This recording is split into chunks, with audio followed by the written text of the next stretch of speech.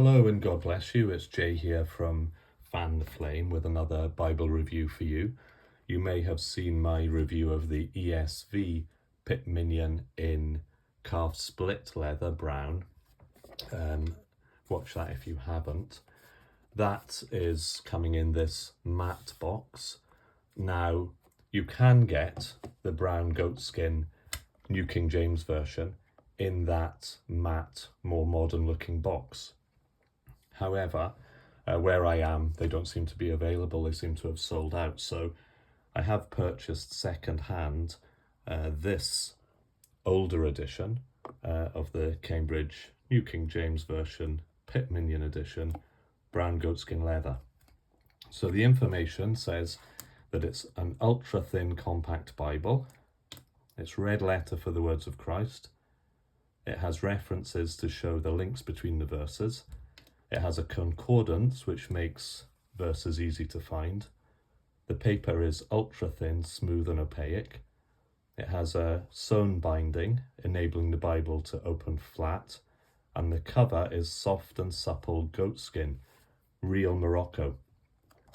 Now, from a bit of research, I found that some of the older editions in this box with the blue cross on will say French Morocco leather here and goatskin further down, but it seems that the real Morocco is slightly better quality goatskin than the French Morocco as far as I can tell. So there is the ISBN number, hopefully you can see that. It's the back of the box with some more information. So in the second-hand market, it's quite easy to get hold of these particular New King James versions. However, even second-hand, the goatskin leather cost more than the brown calf split did brand new. So that's something to bear in mind. So let's have a look at the Bible itself. Well, the first thing when you open the box you'll notice is a lovely leather smell that comes from this Bible. It does have that really nice leathery smell. Also, it's got a softer feeling texture than the calf split, and it has a more unique grain. So I guess every one would be slightly different, but you can really see the grain in there as I flex it. It's got a tooled perimeter line, no perimeter stitching. It's got 5 tooled in hubs, so they're not raised. It's got gold embossing, Holy Bible, New King James Version, Cambridge. Nothing on the back. You'll notice it has 2 ribbon markers. Some of the cheaper bindings, cheaper editions by Cambridge just have the 1. When you open it up, it's got a kind of like burgundy coloured vinyl paste down liner, goatskin leather, the Cambridge guarantees. So there's no edge lining on the Pitt Minions, but there is reinforcement under the vinyl. So they do lie flat from start to finish. New King James.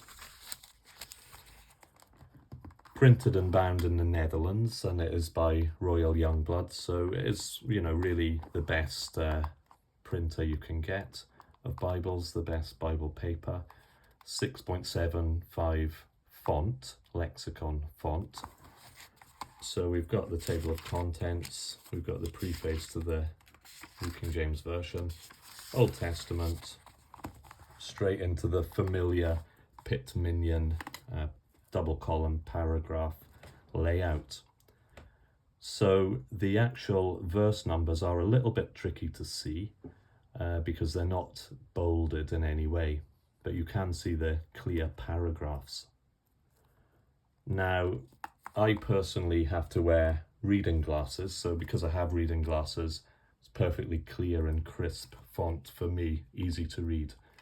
The center column references have bolded chapter and verse number relating to the verse where the references will follow from, and also being the New King James, it's got probably one of the most extensive textual footnote systems of all the Bibles. So the Bible has slightly more pages, partly because of the volume of textual footnotes, which I find really interesting and very informative. Okay, so you can see straight away that as well as gilt edges, you have the red under gold, very nice sort of salmon-y effect. Excuse me. So that frames the text quite well, I think. Another thing I like about the New King James is when you go to Ezra, for instance, and you have a letter from Artaxerxes to Ezra, the letter is indented. Artaxerxes, King of Kings, to Ezra the priest, a scribe of the law of the God of heaven. So you have the whole letter indented. When the letter finishes, it goes back to the prose. So I like that, but not all versions actually do that. Then when we get through to the New Testament, you'll notice that it is a red letter edition. Now, I'm not a fan of red letter personally, but this red letter is the best I think I've seen, because it's not really bright and overly red, jumping off the page, but it's not washed out and pale so that it's harder to read than the black. I think it's just right. And also what I like is the verse numbers remain black. So if you're reading a paragraph of red letter text, you can find the verses easier than reading a paragraph of black letter text, because the black verses against the red stand out more. So it actually makes it easier to find your verse. So really what you're paying for is this very supple and soft, lovely feeling goatskin leather, real Morocco. It's not super floppy like some goatskin Bibles that have a skin lining, because it's a vinyl lining. It's supple, but it's not floppy, which is good because it sits very nicely in the hand. I think with use it will become more supple as well, and it does lie flat. It's right out of the box, and it lies flat without any real issue. So moving towards the back of the Bible, then you have, after Revelation, we have a concordance. But before we get to that, you'll see that the New King James Pitt Minion has 1065 pages, whereas this is the calf split, which I've previously reviewed. This is the ESV version. It has 1036 pages of Bible. So 29 extra pages in the New King James Version. So this is partly because of that more extensive textual footnotes, which often spread out of the center column and into the bottom right-hand corner of the page. So that's taken up more space.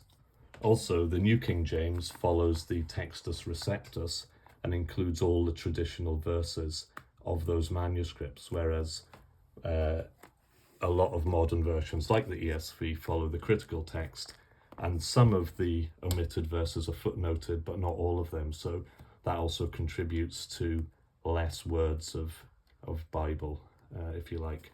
So 29 pages shorter. Now, whether you feel that's right or wrong, that's a different debate. Some would say, I want the verses that have been added in later to be taken out and footnoted. Others would say, I believe those verses were always there and should be there. I want them there.